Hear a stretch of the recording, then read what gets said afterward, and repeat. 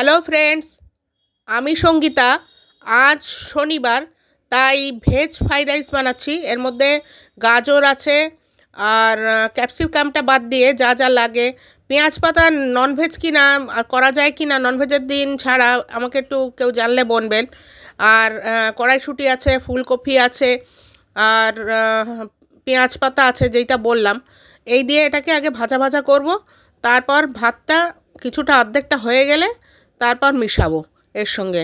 অবশ্যই টুটা বাসমতি আমি ইউজ করছি, যেটা আমি আমার ছেলে খুবই ভালোবাসি। এই যে হয়ে গেছে দেখুন, এবার পাতে পড়ছে। এইভাবে একদম ঝুরঝুরে হয়েছে টুটা বাসমতিটা, এর জন্যই আমি ইউজ করি। বড় হলে অনেক সময় ভেঙে যায়, বাজে লাগে, কিন্তু এটা তো ভাঙাই, এটা আর কি ভাঙবে। এর মধ্যে পনির দিলে ভালো হতো, কিন্তু ঠান্ডার জন্য জুবুথুবু। আর এর সঙ্গে একটা শুকনো আলুর দম করি আমি, যেটা করেছি আজকে। আমার ছেলে এই আলুর দমটা খেতে খুব ভালোবাসে। একদম জিরে, আদা আর ধনে দিয়ে তৈরি।